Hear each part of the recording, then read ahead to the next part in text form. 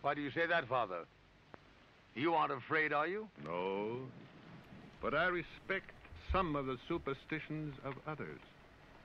Often they are founded in fact.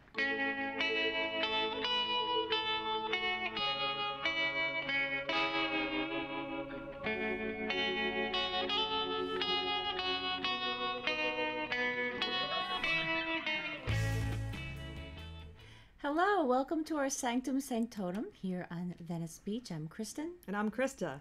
And we are the Sixth Sense Sense Society. Happy Sunday. Well, tonight in the cosmic weather, we have some interesting things coming up tonight and this week. So the first thing is that the moon is a waxing gibbous, and it's actually void of course right now. It started at 4:47 p.m. Pacific time, and it goes into Aries at 11:58 p.m. tonight.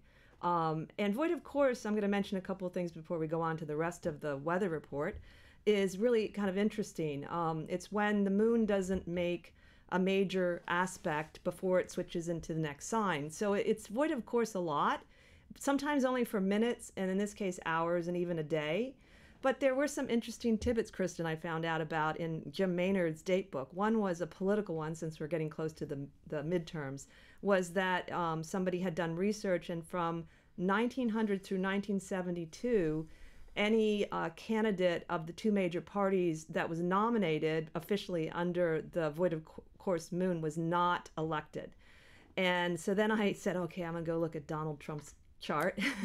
And sure enough, mountain astrologer Kevin Burke had written an article in 2016 about his chart, and his moon was void of course. Mm-hmm. And what's interesting is that the second time that Nixon was elected, his moon was void of course that time. Mm-hmm. So I thought, okay, that's promising for all of us that do not particularly like this president.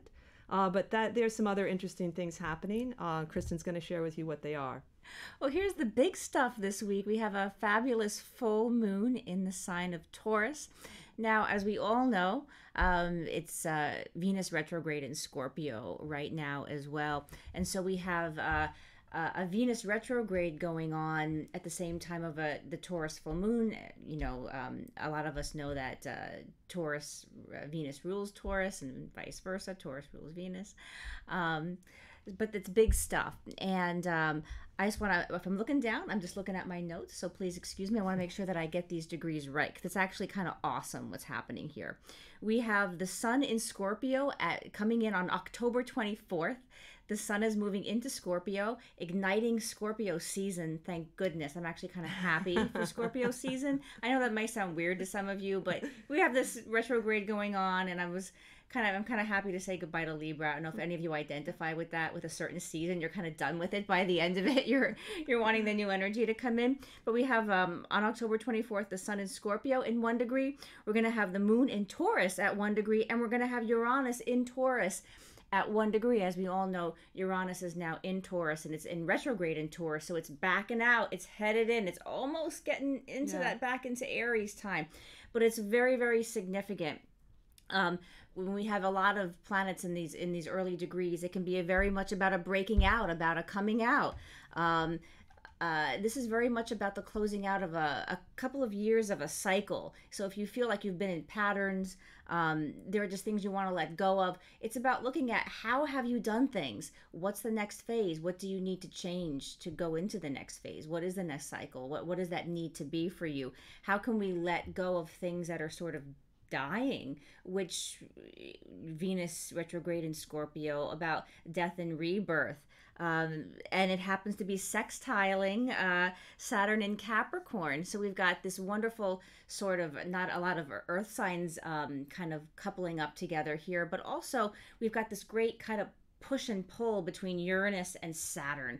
And a lot of you know, but some of you don't know, Uranus is shock, surprise, miracles, anything can happen. It's sort of like, and Uranus and Taurus is very much like Earth electrified. It's like lightning hitting a tree. And then we have fabulous Saturn Some people return Fabulous Saturn. I love fabulous that. Saturn. Well, I don't know if some people think Saturn is fabulous. I mean, maybe because I'm an Earth sign, I don't mind too. Saturn so much. But a lot of people don't really like Saturn because Saturn kind of says no when Uranus wants to say yes. And Well, no. what's interesting though is the sign Aquarius is ruled by both Saturn and Uranus, and I Yes. know this planet really well because I have Aquarius rising. So I will tell you that you can't always predict what's going to happen when Uranus does anything. So because it's like a thunderstorm or lightning, and it's going to like cause something to explode if it needs to. Yes. Both positively and negatively, and Yes. so it will be an interesting day if nothing else. Well, and it's like the tarot card, the Tower in tarot, because it's not sometimes things have to kind of come down. They do, and it can be challenging. Here's but- where we disagree on the Tower, which we're Oh, going to do a that's right, show we're doing on a that. show. So I probably shouldn't have used that analogy. But you can think what you like about anything with the cards. We'll have to talk about that for sure. But it's the idea of like sometimes things are very uncomfortable. If there's a big reveal, if there's something being revealed to you, if something's coming in that you weren't expecting, or even if you were kind of expecting it, but then you weren't. Sometimes things hit you, and you're kind of expecting it, but at the same time, the way it hits you or how it chooses to hit you can be different than what you thought it was going to be. So maybe you're expecting something wonderful to come in, perhaps, but how it comes in is just not how you're expecting, and so that can kind of throw you off, or again, something painful or challenging. Also, though, it's sometimes connected to the full Uranus in the tarot, and the full can be both very positive, humorous, comic, and negative, being foolish and doing things without thinking. So Uranus is that kind of strange, like, mix of both, but what I like about it is kind of fast, it's not like, or it's not nebulous like Neptune can be, Yeah. And but it's gonna, I think the weather, this astrological weather this week is quite interesting. Yeah, we have 7 planets in fixed signs, and this full moon is a very earth and water-based full moon. There's not really a lot of fire, except there's fire, I believe, in the north node. It's capping up before the nodes change. But other than that, water is very grounded. It's about opportunities. It's about love and sensuality. And then we've got the water signs, very intuitive, very emotional. So it's a great way to kind of, if you are kind of in your fantasy world or you want to manifest something, it's actually a good time to manifest because there's a lot of grounding energy involved in this. So don't be afraid to get your candles or your rituals out or just your prayer Spend or whatever time outside it is. too, because Taurus, loves nature. Yes. Sing, Taurus.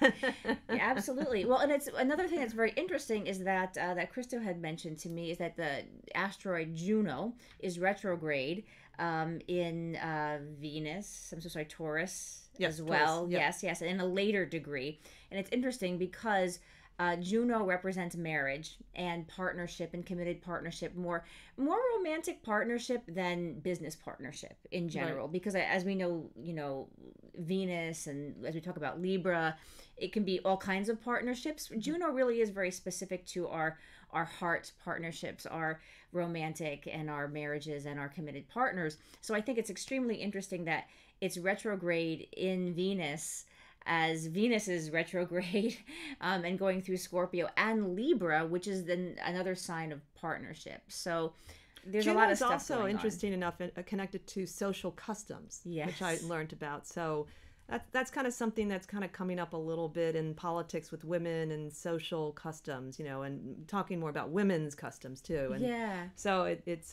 but it'll be an interesting week for sure. I think it goes very well with this sort of like shake up when it comes to Venusian type things, which is about how we present ourselves to the world, how we want people to see us. I think, the aesthetics of not just how we look fashion-wise, but how we present ourselves to people and to the world, how we want to be seen, how we want to be valued, what we want to value, and it's very, so there's a lot of coordinating things going on there in the stars for us. And then also on October 24th, Michael has something to share about what's going on that's interested. It's connected to our topic, actually. There's a couple events this week. So. Take it away, Michael.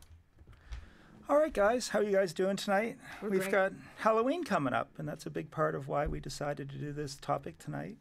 So being Los Angeles, there's always all kinds of crazy stuff going on for Halloween. And some of our favorites, of course, on Halloween night on the 31st of October on Santa Monica Boulevard in West Hollywood is the Halloween Carnival.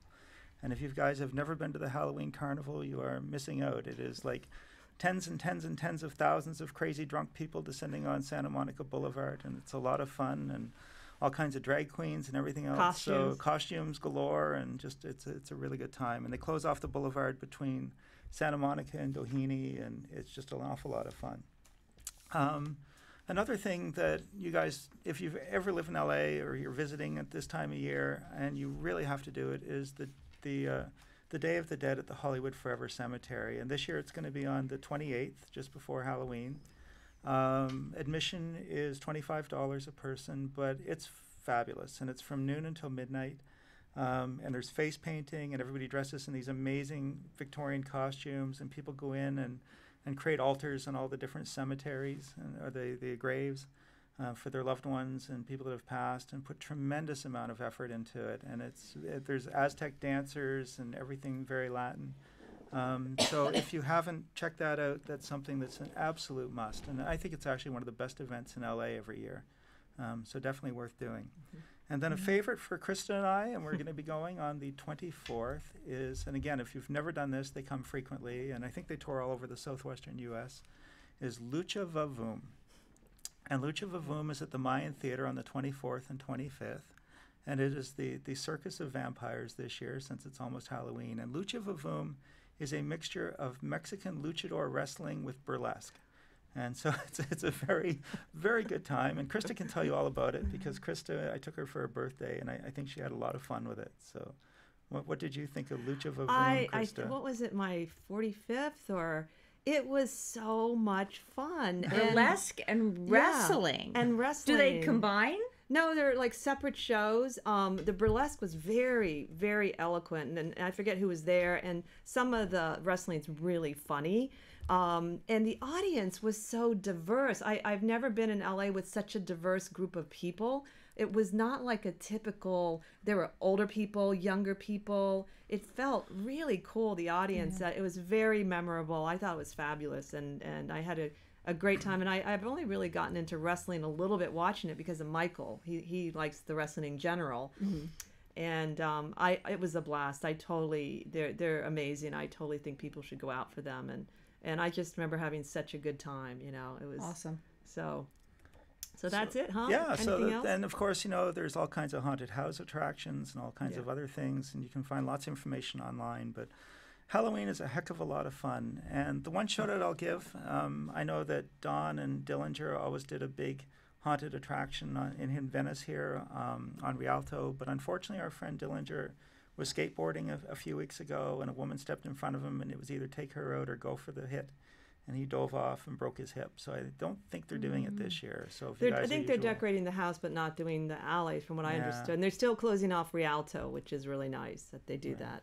Cool, very cool. But it's unfortunate. So send out our best wishes for a speedy healing for Dillinger. Yes. And he's a great guy, and those guys are just the spirit of Venice. Those two just make Halloween in Venice every year. So hopefully next year back bigger and better than ever. Yes.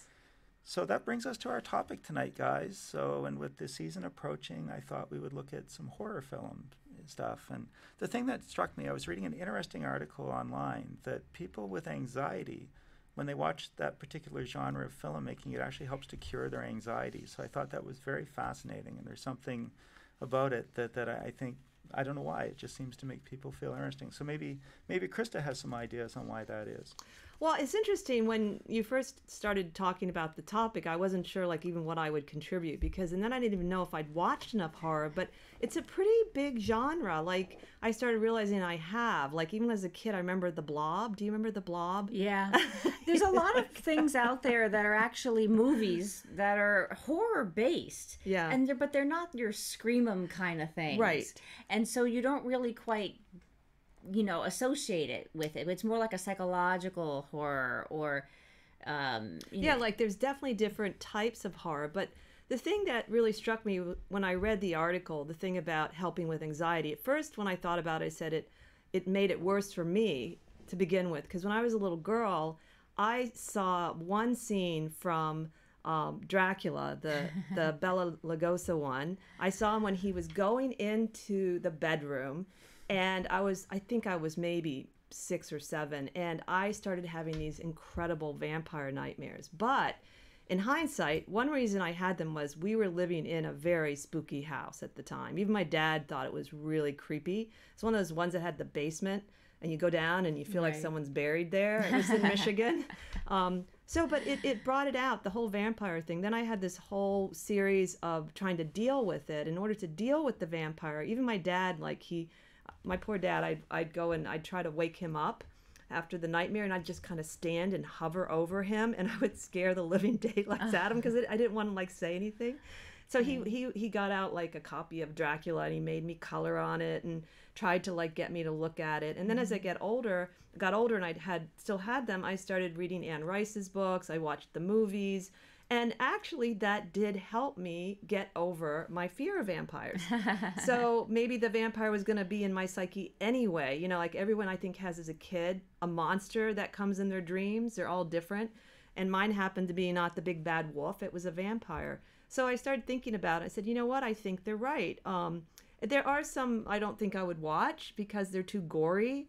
I'm not so into the gore part, but I do like the thriller part. Yeah. That part I can relate to a lot, Silence of the Lambs. I remember that. Actually, and Silence of the Lambs really is a horror movie that won an Oscar. Yeah. Because it was also psychological. It was, people I think of it as a drama, but it's really a horror movie. So it's that was what I really did like that movie, you know. Yeah, things like The Ring. I'm thinking about Crimson Tide has a ghost story element. There's so many that aren't sort of like Saw or but there are definitely people I know that are really into that too. You know that, and also some of the people that they like to go to those haunted houses and stuff that are really scary. That people touch you and I don't know if I can do that. I think I like the little distance with the television and. But I guess one of the reasons that they say in the article that Michael found it was Emily Madriga, and it was in Thought Catalog, is because it helps you to kind of go through these experiences from a distance, a safety, so that you can kind of interact without really experiencing it. And evidently there's been psychologists that have been studying that effect for a while. It stimulates and triggers the DNA and that primal part of us that knows how to run away from a saber-toothed tiger. Now, we don't have saber-toothed tigers in the modern world, but that part of us and our DNA still exists. And when we watch horror movies, it actually taps us into that survival mode. Mm-hmm.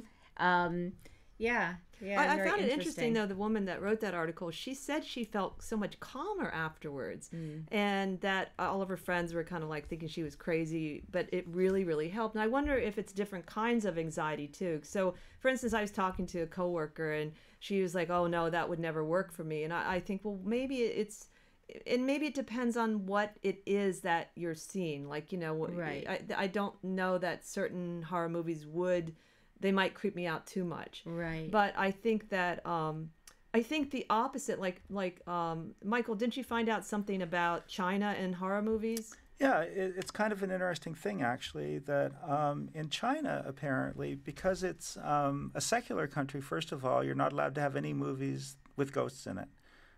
So that limits a lot of the horror films that have ghosts in it. They're not allowed to show them in China. And then apparently there's a number of restrictions when it comes to showing violence as well. So those two things are somewhat taboo. So it makes it very difficult for horror films to screen in China even.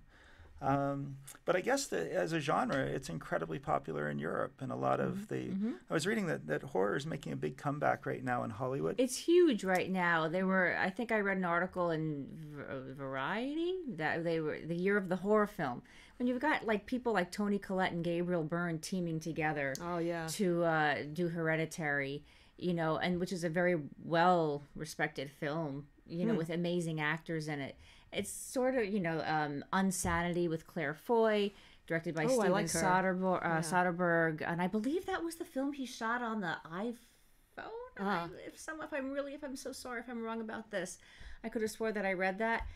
So there's a lot. I mean, they're taking the horror genre, and you can do so much with it. Right. It's very versatile, and it's very economical. Because it's really about the acting, and you don't have to have digital CG stuff. I mean, you can, and some of those things are brilliant. But you can also create suspense by using music, by using light, by using the actors, by using, what's being said. So by creating tension filmically and visually. So, and without big, huge budgets. So it's something that people can just do. So if you're Steven Soderbergh and you've won an Oscar and you want to break out of your mold, you know what I mean? It's like, I want to do something different. You know what I mean? You can kind of do something, and it's interesting. It's very interesting. Yeah, it's kind of funny. I was looking at a list of some of the top horror films according to Rotten Tomato. And there were some on the list that I really wouldn't have thought as horror films necessarily. One of them was King Kong, for example, which is actually considered to be a horror film. But to come back to Kristen's point, where you can create a mood without actually getting the monster on camera. Right. The one that, another one that really struck me was Jaws, is considered a horror film. And yet the shark doesn't appear until something like 40 minutes into the film. Well, because he didn't have the money for it. I think that, or no, I'm so sorry. No, I think I'm wrong. There was a shark, a mechanical shark, and it was not used, and I can't remember why, so I don't want to say on the internet and be wrong. But there was, I believe, a mechanical shark, and either it didn't work correctly, or they didn't like the way it looked, or whatever it was, so they didn't use it. And I guess, so they obviously that amazing score that was created, right? I've never watched Jaws though, because I have a thing with the sharks. There's some things I just don't watch because I know they're going to really affect me. Right. But the other thing that I was thinking about with the horror film therapy idea is that Michael had mentioned our friends Dillinger and Don. In the last 3 years, Michael and I have been part of the Haunted Alley, dressing up as monsters. And it's really, really fun to scare people. And especially if you're like me, where I'm a kind of anxious person to begin with. So I think we were talking about maybe acting in the movies can be very cathartic too. And you really, it's like you get to embrace that shadow side. And sometimes you'll find some of these actors like Vincent Price and who was it that played the Wicked Witch are really nice people. Like, right. They're like, right, you think, well, maybe right. because they get to act out, some of their shadowy... Well, actors will always say, I love playing a villain, because you get to to explore the shadow side in a safe way. Yeah. So it's very cool. Yeah. It's very cool. Nothing like a good villain, that we all love. Like Hannibal Lecter. We all were rooting for him, even though he eats people. Another thing with that, and coming back to the psychology part of it again, one of the things I've noticed a lot about people, and maybe in the New Age world in particular, is some people just have this aversion towards anything, quote, negative in life or dark. And so I think that sometimes things like horror as a genre, if we're looking at it again, how it can be beneficial, is giving people a chance to sort of, artistically explore that side of themselves in a way that's positive. And I think that life is not always rosy. So I think that there's something about that willingness. And then to kind of come back to that in a sense, I was reading another article, a couple of different film historians saying that there was a huge, huge shift in the whole horror genre after the First World War.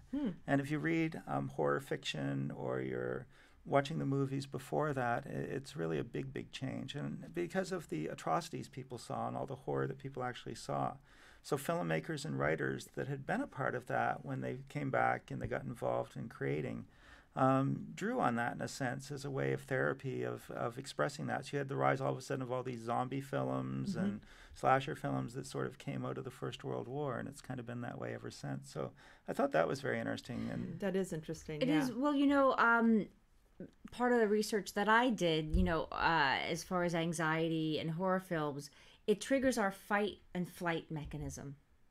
So it pumps adrenaline, glucose, and cortisol to the brain. So it actually is doing that, and so it's helping us to sort of deal with unpleasant things or things that are scaring us that are coming up. And so it's sort of like, I don't know, it's reteaching your body, your brain to not react, to be able to handle these things. Very interesting. And then there's always the horror films that don't actually make it as a horror movie, like The Hands of Manos. Is that the movie that's so... It was that cult movie that we watched, Michael, with Elvira, and it was so bad. It was good. It's like... Yeah, Manos is actually considered to be the second worst film ever made. And if you do watch it in order to get through it, please try and find Elvira's copy, because at least her jokes and commentary will help you to get through the film. It was funny. But the story behind it, there was a fertilizer salesman in Texas that had made money in the fertilizer business, and I guess he decided that, cow manure wasn't going to be his life, so he wanted to come to Hollywood with his money and become a big filmmaker. So he produced his own horror film, and he wrote it and sort of stars in it, I guess, and directed it and produced it. And he knew absolutely nothing about filmmaking, and it shows, because half the time he's filming the dialogue from the back of the person's head, and he doesn't know how to stage anything properly. He didn't have enough money to actually do sound, so that they actually dubbed in all the voices with two different actors at the end of it, so everybody has the same voice, basically. And then the opening scene is just brilliant, because it's this guy that's just driving this car for endlessly for must be 10 minutes, and there's no dialogue, there's nothing. It's just him sitting there just driving.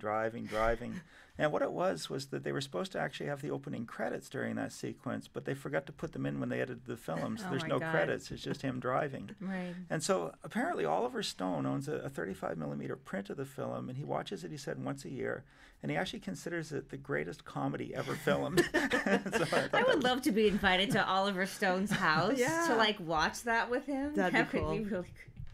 Hello, Oliver Stone. Always like that scene with the dancing women in the white. Do you remember what that was about? I just remember these women were dancing. It was supposed to be really scary, and it was so funny. So we watched it years ago. But it's worth watching, actually. It's so funny. Very cool. Well, I have a cute tidbit about why we should watch horror films. According to research, you can burn calories watching horror films. I want to get this straight. So you don't have time to go to the gym. You want to be a couch potato. Well, now you have your excuse. It's finally here. It's come to you. Thanksgiving. According to research, watching 90 minutes of a horror movie, you can burn 113 calories. And this is the equivalent to the amount of calories in a chocolate bar, or that are burned in a 30-minute walk. So why take a 30-minute walk when you could burn off that chocolate bar, eat a chocolate bar, watch 90 minutes of horror? You know what I mean? You're all set. The other thing I wanted to bring up, since some of the most famous literature is really the basis of all vampire movies, like Mary Shelley's Frankenstein and Bram Stoker's Dracula. They're definitely worth reading for literature, suspense. Those were the only books I wasn't really afraid reading those books. Maybe even Anne Rice is a little more creepy. Right. They're brilliant, beautiful books, and Mary Shelley had a dream and wrote that down, and it's amazing. I was thinking if she could come back in a time machine and see what had happened with Frankenstein, especially Mary Shelley, for some reason I think would be really shocked and maybe sometimes not happy with some of it, but it had such a powerful monster, in the story of Frankenstein. And then when I was a kid, I remember, in high school you have to read certain stories, and so we all had to read The Telltale Heart by Edgar Allan Poe, and that one really stuck with me.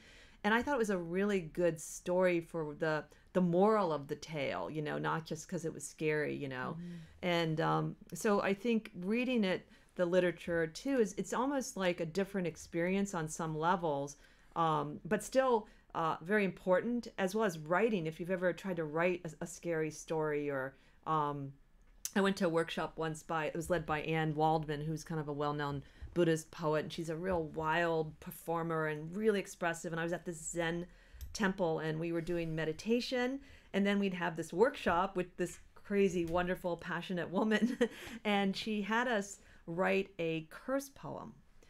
And very cool. It was so cool. At first I was like, who do I even want to curse?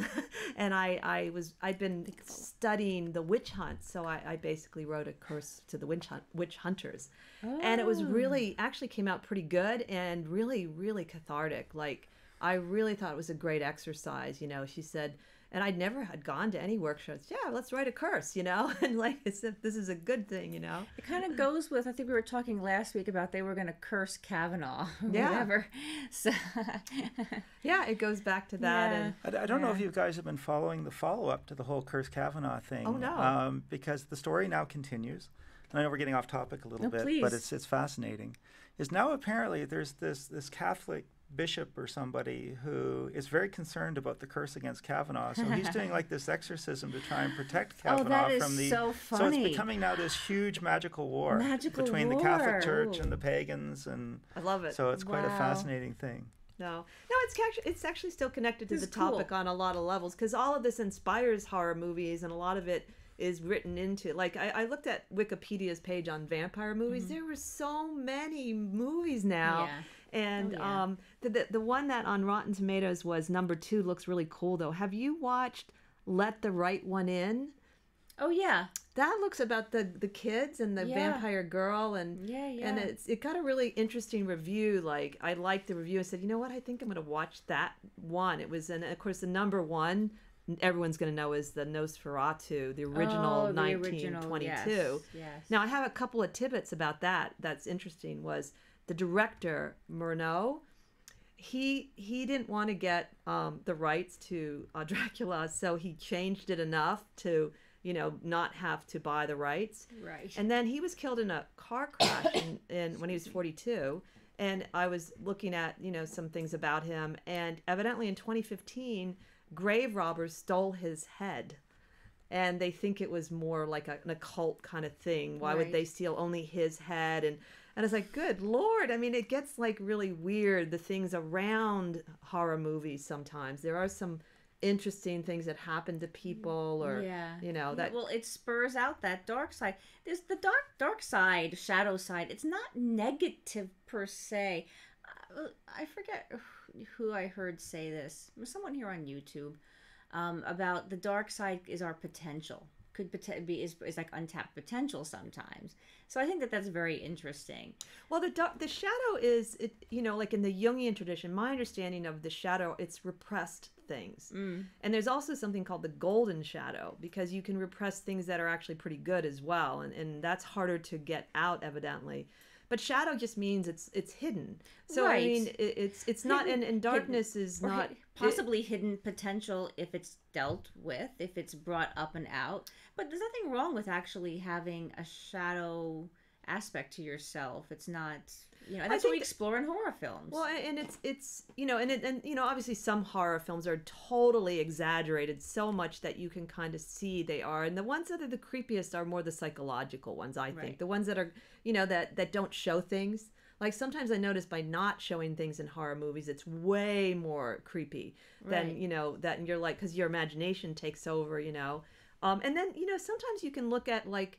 Even the Lord of the Rings, it has horror monsters in it. Those Yeah. monsters are pretty darn scary, especially if I'm a little kid. Yeah. And I said, I Yeah. remember when we were young and we were being read Tolkien, and it was a little scary to tell you the truth. They seem like really dark, or the flying monkeys when I was Oh my little. gosh, the flying monkeys in The Wizard of Oz, Yeah. those things are the creepiest. Oh are. my god, I was scared of the flying monkeys. Yeah, there's something really. And they were creepy. like this. So- And when he snatched up Toto, you were like, ah. Yeah, so I mean, there's like elements of Yeah. little horror when you start Yeah. thinking about it. Yeah. No, but someone had said that. Now, this is an interesting thought, though. Does it give people ideas?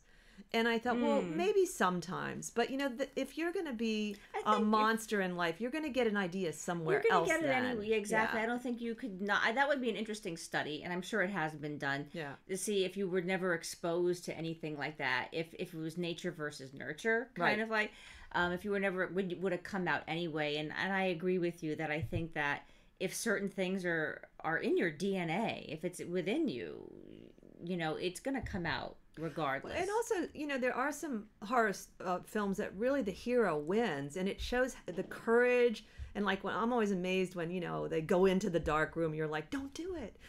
Don't do that. Why are you doing that? You know, well, it's a horror movie. They have to do that, you know, and then they survive these things like Silence of the Lambs was so creepy in the dark room, you know, but it shows, you know, how you can cope and it creates heroes. So there are quite a few where you can think of people overcome the monsters, right? You know, or they you know, face everything and they become a stronger person. And yeah, there's some that nobody wins, everyone's dead, you know. So that's a genre of horror in a sense, you know. But it's definitely a complicated subject. And I do know there are a couple of people I know, I think maybe not know, but some people I've met, I would say, in the spiritual world that really don't ever want to look at dark things. And Yeats said that in order to have wisdom, you have to see evil. You have to face evil. Well, it's the and monsters in our quote unquote in ourselves. Yeah. You know, there's to kind of not look at it would be to not evolve.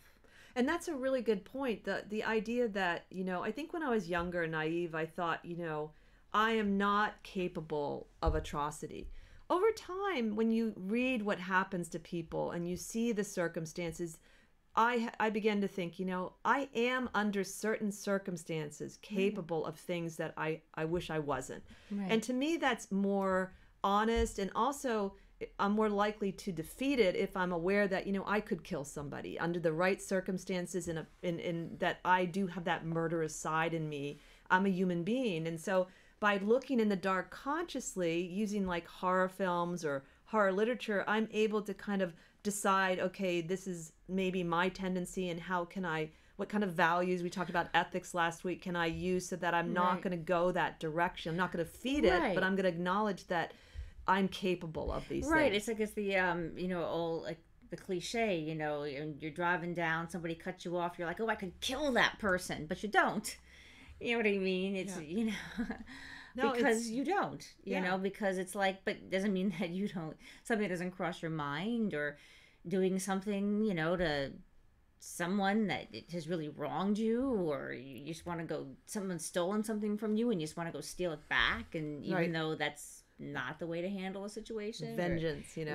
Yeah, exactly. Vengeance is huge. And a lot of horror is based on like a vengeful or, like a vengeful or thing, a curse, like an old curse or something, or the witch who was hanged wrongly back in Salem is coming out to, you know what I mean? There's just a lot of it. And I think it's interesting to explore vengeance. Yeah. As people, because like a lot of times you find yourself, you know, not that you like to see like the heroine or the hero to almost be killed. I mean, you're always rooting for that person, but in the same, I mean, I find myself often wondering, I can see why that witch is doing that 100 years later, because she was like wrongly accused and like treated, you know, starved to death and then stoned and drowned in a river or whatever it was that happened or something.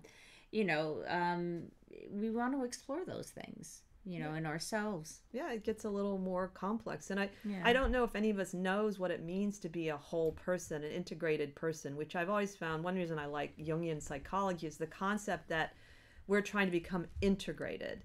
And what that looks like, it's not just a balance of light and dark, it's a melding of it. And I've always wondered, what would be an integrated human being? To me, they would certainly have an open dark side. And I don't know what that would look like exactly. All I know is whenever I've tried to be perfect, I actually get worse. So, I mean, it's like you end up repressing I figure, I'm just always going to be nice no matter what, you know, no matter how people treat me. But doesn't that force you sometimes to actually be more jerky, right? Yeah, like exactly. In order to be nice, you kind of have to sometimes lie. No, or you know what I mean? If there's any little white lie, but it's like, but you know, or you do things in order to create this sort of like, you know, facade or vision around yourself of being a certain kind of person. You actually kind of have to, you know, do things sometimes that are, you know, or off-putting to people. I mean, and I'm thinking of someone in the spiritual community she's a very nice person, but you know, it's sort of like, you know, there's no need to do plant medicine because blah, blah, blah. Or, you know, there's no need to look at those candles in the back where it's in the witches section. It's just sort of like, it makes her seem judgmental and not open. I mean, you can not like certain things. Like maybe you're not into anything that is magical, or because you perceive all of it, anything as a cult, you're uncomfortable with, and that's fine. But to sort of like, I don't know, be completely unopen to people is Well, it often turns out with religious leaders, especially the ones that seem the most pure, they end up having these really dark sides that you find out about. And like I've met people that initially you might find are kind of gruff, or maybe now and then they drink a little much, and then they turn out to be the kind of person you like totally can rely on. They're really interesting, and they're the real deal. And there's lots of stories even in spirituality about that kind of a teacher. At the same time, people can kind of like pretend to be like that and then have addiction. So it's a tricky thing, but I do agree with you about, that idea of the judgment. Probably that who's ever being that judgmental is just not self-accepting, because the more you just accept who you are, ironically, even if you're completely different, like for instance, in my case, I love Aleister Crowley, but I don't imitate his lifestyle at all, and yet I appreciate who he is, and it doesn't bother me that he was like that. Like some people will say, he was a black magician. That's a great example, because I was in shock when I heard, Aleister Crowley, I shouldn't even be mentioning him because, it's like, it really wasn't any worse, than weight. Like, if we're talking about tarot, and I heard it was a tarot person who, I can't believe I just mentioned Aleister Crowley's name after what he did. But they were all the same. They all, they had different lifestyles, of course, in general, but they were, it's like they all kind of delved into magic. And sometimes including what's called black magic, which has to be explored. That's really funny too, because a lot of people will tell us about how Crowley is evil and all this stuff. And yet they'll run over and buy a Rider-Waite deck, and and A.E. Waite actually wrote books on black magic. They were all sort of into that, and to them, like Kristen was saying earlier, it's not that it was evil per se, but the shadow side was something that they wanted to understand and explore. And so a lot of it, I think, was just that coming to sort of understand that part of the self that I think a lot of people just want to deny, and they don't want to believe that they have. And I think that's dangerous. I think if you can't face your shadow and you can't acknowledge it, then it sort of sneaks up on you. And I think when people are aware of it, I think that they're better able to sort of govern it and control it. And I think that that's what a lot of these magicians were trying to do, was to sort of govern themselves in a way that they were in control, and that they weren't being controlled by their shadow side or their demon. And I think that that's really what that was. Yeah, and he's, Aleister Crowley is one of these people, the more you look into the myth, the better he gets, actually, because I remember the first time I had seen the deck, it was in Nova Scotia, and this friend of ours looked at the deck and said, "Oh no, that deck is so dark." And so of course I wanted to look at it, and I was like, "Well, why is the deck dark? It's ultimately it's gorgeous. It's gorgeous, but it's just a deck of cards. You're projecting your own fears onto the images." Do that. It's sort of like with the Ouija board. You've got all these things with the Ouija board, and I'm not saying that people aren't accessing things in the Ouija board, because they obviously are. But a Ouija board of and of itself is not dark. No. It's what you do with the Ouija board. And if you don't know what you're doing, yes, you could say the wrong thing and conjure up something that's a little bit darker than what you are wanting to work with. Yeah. But in and of itself, a Ouija board is, you could conjure up, I'm sure, fairies with it, or a nice spirit with it. That'd be interesting to conjure fairies. I don't know would a fairy come out for a Ouija board? That's an interesting idea. We'll have to think about that. I'll have to try it. Maybe one night we'll get a Ouija board and we'll see what happens right here on YouTube. Oh, that would be interesting. Live Ouija. We've done that actually. That's again off topic, but we've done seances with the Ouija board. The one thing that we advise is not to drink while doing the Ouija board, which most people do for some reason. It's a party. Or get high, because it opens you up. Yeah. Alcohol, that's what it does. It's good at that. But, I think that the whole, again, the more I've thought about this topic, I think it's a great topic, and it actually has inspired me to watch a little more horror. And it's not like I have been avoiding it, but it may be because you come across some movies as you're looking like, oh, that looks kind of good, And I thought, I want to see where I'm at with my whole vampire thing, because I went through such a journey with the vampire archetype through my life, and to the point where I was having dreams of vampire attacks when I was in my 30s, and I was living alone. by a cemetery by chance. It wasn't too far away. And I was working at this great little store called Mirabai Books. And I would go into work, and even the owner would say, "You look odd," you know, and I was really tired. And so I was having these energy vampire dreams that were actually literally having an effect on me. And they were really creepy again. And I hadn't had them for years. So I went to a healer, and he really helped me there. And the main thing that happened that was so cool is my energy got better, but I had this dream at one point where this vampire was riding on a broomstick with me, and he turned into light. And he'd been doing a lot of this energy work on me. And after that, the dream stopped. It's interesting with the lessons, with the shadow side, or what is the vampire trying to tell you? Or what is kind of coming in? What is energetically happening to you that's draining, that's kind of like I think letting this energy in? Here's an interesting idea, though.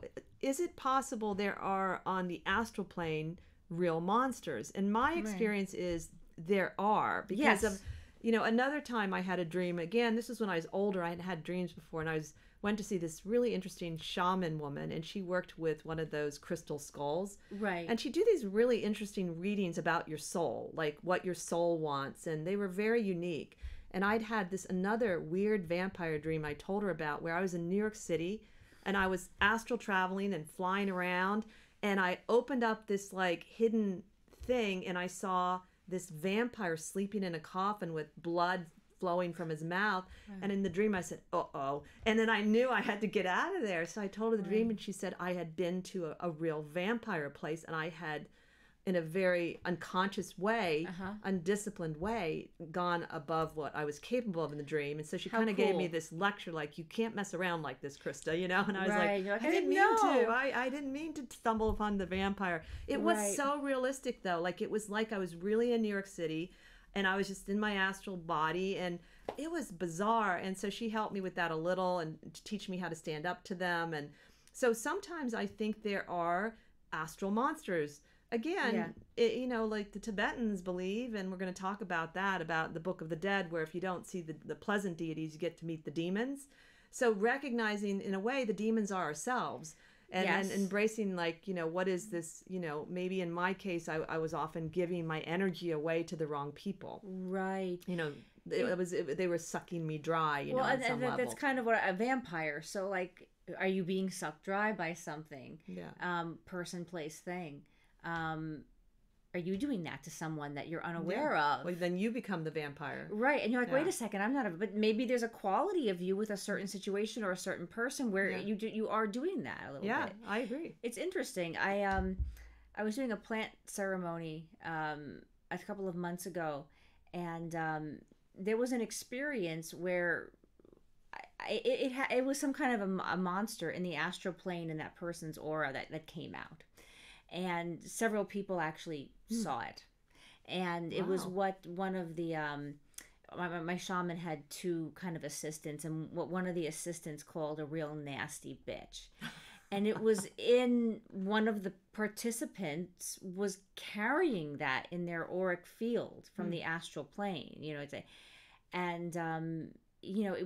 did have to get dealt with. It was interesting because, you have people on plant medicine and they're all kind of doing their own thing. But it was there, and at one point, she saw it kind of shoot out into they were kind of casting it off. Wow! They had to actually do different things to try to get it rid of it. And she was like, at one point, it tried to jump into her body, and she had to leave the room because she was like, yeah, that thing wasn't going to take a ride in me. But they had to kind of like, and it did. It kind of went into the wilderness, because where I was, there was like a wilderness outside. It kind of went through the window into the wilderness, and some people actually saw something. Wow. And so you're absolutely right. They do exist, and they can break through the veil sometimes. And sometimes if you are exorcising something, or you're dealing with that person in the plant medicine was obviously dealing with either ancestral trauma, or they were dealing with some shadow or darker aspect of themselves, trying to break through, break something. Sometimes you have to cast off, you have to exorcise these actual things from yourself. And there's that reminded me, during that same period, I met a wonderful woman, Lainey Metz, and she did something called mask waking. And we did these ceremonies with masks where you would make a mask around a topic. So the same woman, Christine, who was the shaman that told me I had to deal with this, she suggested we make a mask of evil. And we all had to do it. There's only like 3 of us. And she told us to create this salt circle around it, and we could not leave that salt. She was very serious about how this had to happen and how important it was. It was a really powerful ceremony. And I remember one of the women did something, it was so haunting. She did something that was related to her ex and her divorce, and she wore her old wedding dress, and it was nighttime, and she was running around in this dress going like this, and it was so dramatic up to the circle. And the mask that I made, I wasn't very good at making the masks normally, but I made the most beautiful mask I ever had made, and I had to burn it. And I was like so attached. I was like, oh my God, I have to burn this evil mask. And it was an interesting thing, like my evil was attractive, you know, but the ceremony that's a very profound statement right there. I think your evil was attractive. Yeah, it was, I liked how it came out. It was a part male, of you. It was part of me.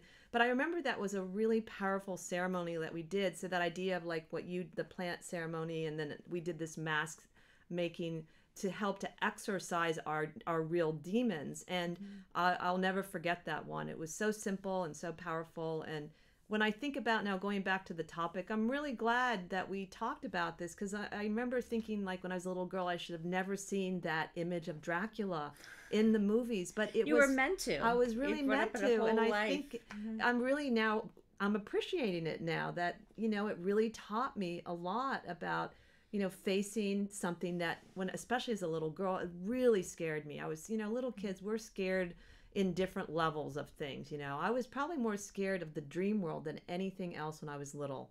And I don't know why. I mean, it's just, I was always a very visceral dreamer. I always have been. So I have, of course, a lot of beautiful dreams too. But it did teach me, even though it went and came back and I had different levels of confrontation, I really have learned a lot from it. And now I've totally made peace with the vampire. We're going to go to Lucha Vavoom. I'm looking forward to it. Cool. Yeah. And then I found this, you know, Venice is really very famous for finding things in alleys. And so one year I found this discarded great vampire Halloween figure, really tall, and I rescued it, and I said, oh, who's throwing away the vampire, you know? And we gave it to our friend Dillinger for decoration when he called it Vlad. And I thought, wow, I can't believe I sort of made peace. Now I feel kind of, you know, close to Vlad, you know, and I think that it was the movie that started it, you know? How cool. So it is cool when I think of it. So there you go. So since we're getting closer to the end of the show, how about we each talk about our favorite horror film and maybe a recommendation for your movie binge-watching list as you get closer to Halloween. So I'll start. My all-time favorite, I love the classics. And for me, Vincent Price. If it doesn't have Vincent Price in it, it's not worth watching. And so I love Vincent Price, who was apparently a really nice guy. And I was reading a story about him, or heard it, that he was in England filming one of his films. And for whatever reason, the craft service people didn't show up, so everybody was going hungry, the whole crew.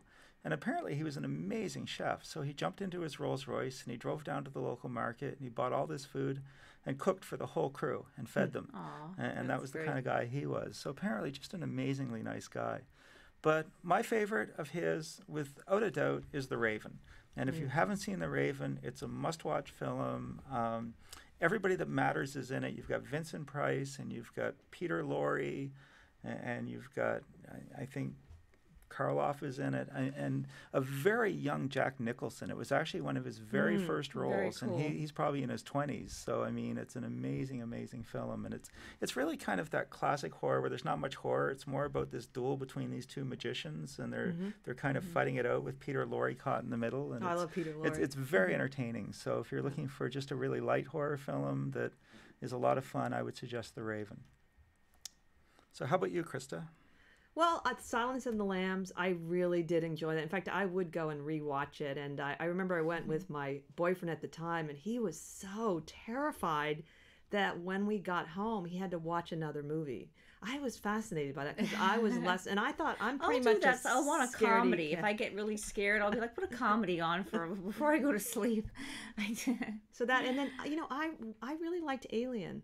And one of the things I liked about Alien, this is kind of, in a way, not about the horror part, but Sigourney Weaver, she looked really awful at times. And I thought, that's how you would look in that situation. She had dark circles, and it was just one of those things that didn't pretty her up. Right. She looked so tough, and Yeah. I just like that, Classic. it's just, it always stuck with me. Finally, they're making the woman look like you would look under that situation. You wouldn't look all, my hair is perfect and my makeup's perfect. I'm running around in a just a t-shirt that barely covers my butt, and I have like a, Yeah. underwear on. So that one, and I think Dracula with Boris Karloff, I would recommend it. How about you? What's coming to my head immediately is the Conjure films. Vera Farmiga, who's wonderful. I think those are her. She produces those as well, and it's about a real life, couple who have done exorcisms. They're great films. Oh. They play, experts in exorcism, and they go off and but what's wondering about the Conjure movies is that it's what we're talking about. It's not really big, huge effects. It's sort of like part of the creepiness is that this really happens. So there's two of them, and there really are real stories about things they exorcised, and I think there's even like sort of a connection in the two movies that I saw. It was sort of like they're fighting the same demon to some degree. And they're just like, I remember there's a sort of a tension because like they'll show different things happening in a house, like something is sliding off this way, or like a door, or a little girl has a nightmare, and you don't see anything, and then finally, like, I don't know, 15 minutes into the film, they'll flash the closet door open, and you'll just see this sort of horrible witch, but you'll just see a flash of it, this kind of horror, so it really uses, it goes into the psyche, which I think is what we're talking about, looking Right. at the dark side. Yeah. Another movie I want to bring up is Mulholland Drive, the Oh. David Lynch film, which actually is in essence a horror film. And that really is looking at the dark side of everybody involved, all the different characters. But I remember specifically in the one scene where like these two guys are investigating, because Mulholland Drive for a lot of it goes all over the place, as it was meant to be a pilot for a TV show, and then it didn't, and then he wrote a movie of it. So there's lots of characters and lots of stories within Mulholland Drive. It's one of my favorite film of mine. And there's this section where they're at the diner and they kind of turn the corner, and there's this horrible sort of person, like really like a burn victim kind of, it's just this very creepy, but it's sort of like an oracle person at the same time. And so it's sort of like every single time I see Mulholland Drive, and I know they're going to go around that diner, and the way David Lynch, of course he's a master at this, he kind of is like, it's a flash, so you kind of see this horrible thing and you don't know what it is, and then it's gone, and then later on when he takes you around the same corner, you're like, oh my god, that horrible thing is going to be there. And it's I think Twin Peaks is very much a horror. Yes. It's not really seen. It's more seen more of a mystery. But even the new Twin Peaks, whether you liked it or not, or what you thought about it, that was out last summer, there was horror elements absolutely throughout. Was that kind of the finality of because the series wasn't picked up? Well, yeah, I mean, because it was such a cult hit. Yeah. And all these years, and David Lynch, of course, is huge. And, I mean, veering a little off topic, there's like the David Lynch film people and the Twin Peaks people. Because I know a lot of people that loved Twin Peaks all those years ago, but they don't really like David Lynch's films. Wow. So it was sort of like marrying the two, because all the Twin Peaks fans, and then there were the people that love his films, and it was interesting because it did kind of, in my opinion, we gotta go. Love David Lynch, love you, subscribe, be a part of the family. Thanks, and have a Have a great week.